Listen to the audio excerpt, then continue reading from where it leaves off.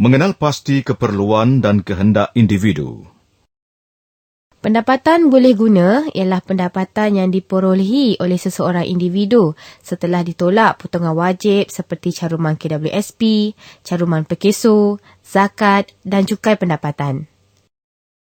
Manakala penggunaan pula adalah aktiviti yang melibatkan pembelian barang-barang dan perkhidmatan untuk memenuhi kehendak dan keperluan individu. Maka, penggunaan pendapatan boleh guna ialah bagaimana individu membelanjakan pendapatannya untuk membeli barang dan perkhidmatan bagi memenuhi keperluan dan kehendak.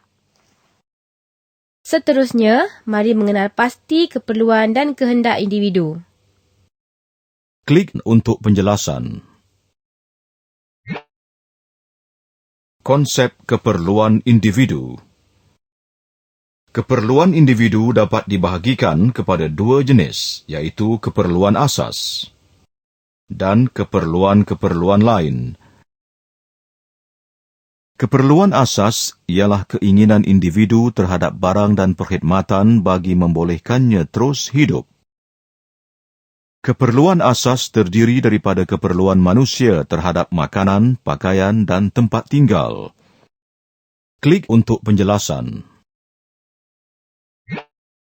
Keperluan asas yang utama adalah makanan. Melalui pemakanan yang berzat, manusia akan memperolehi tenaga yang mencukupi bagi menjalankan pelbagai aktiviti harian dengan sempurna.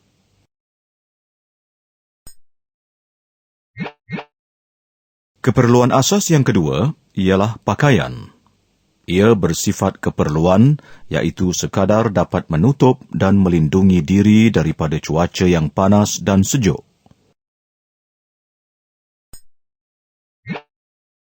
Keperluan asas yang ketiga ialah tempat tinggal yang bertujuan untuk melindungi diri dari hujan, panas serta tempat berehat. Keperluan-keperluan lain dianggap sebagai pelengkap kepada kehidupan seseorang individu. Ia terdiri daripada pendidikan, kesihatan dan keselamatan. Klik untuk penjelasan. Pendidikan merupakan satu keperluan pelengkap bagi menyediakan modal sumber manusia. Dengan pengetahuan dan kemahiran, seseorang individu mampu untuk meningkatkan taraf hidupnya dan menyumbang kepada pertumbuhan ekonomi negara. Taraf kesihatan merupakan satu keperluan bagi meningkatkan daya pengeluaran buruh. Semakin tinggi taraf kesihatan penduduk, maka semakin pesatlah pertumbuhan ekonomi. Keperluan keselamatan diperlukan untuk menjamin manusia bebas daripada ancaman bahaya dan keadaan yang huru-hara.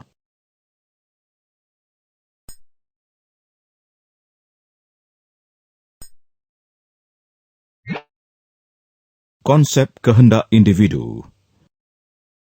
Individu hanya perlu memenuhi keperluan makanan, pakaian dan tempat tinggal sahaja bagi memastikannya terus hidup. Namun demikian, setiap individu juga ingin hidup dengan lebih selesa. Oleh itu, setelah mereka memenuhi semua keperluan, mereka akan cuba mendapatkan barang-barang atau perkhidmatan lain bagi memenuhi kehendak-kehendak mereka. Sebagai contoh, setelah seseorang individu memperolehi nasi sebagai makanan asasi, maka dia ingin pula menambah beberapa lauk pauk untuk menambah seleranya. Begitu juga dengan pakaian dan tempat tinggal. Setiap individu inginkan pakaian yang lebih mahal, berkualiti dan berjenama.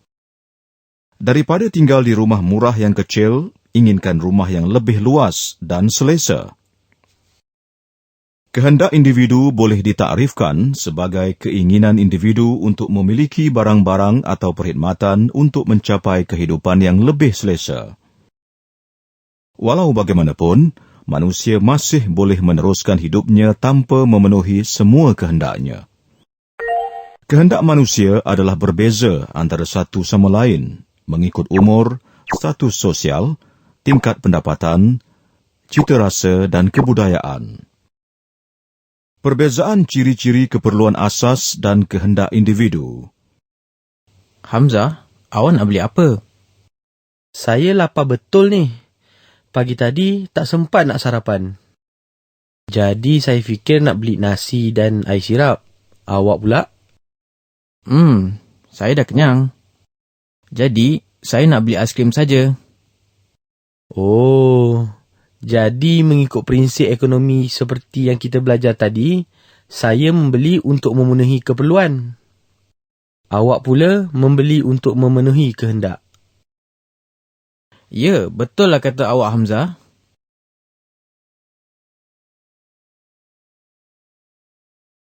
Keperluan asas dan kehendak individu boleh dibezakan melalui 6 aspek. Dari segi pentakrifan, keperluan asas amat penting untuk meneruskan kehidupan, manakala kehendak hanya diperlukan untuk keselesaan. Dari segi jenis barang, semua individu memerlukannya kerana ia merupakan barang perlu bagi keperluan, contohnya nasi.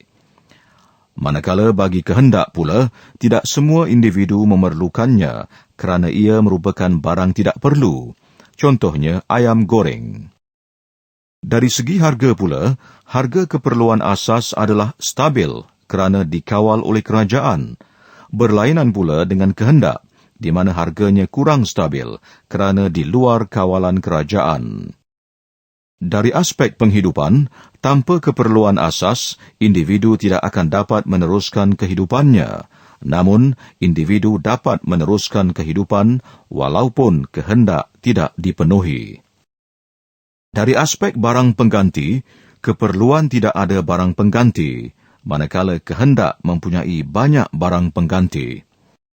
Dari aspek bilangan barang, keperluan asas adalah terhad dan sama bagi semua individu seperti makanan, pakaian dan tempat tinggal, manakala kehendak adalah tidak terhad dan sukar untuk dipenuhi kesemuanya.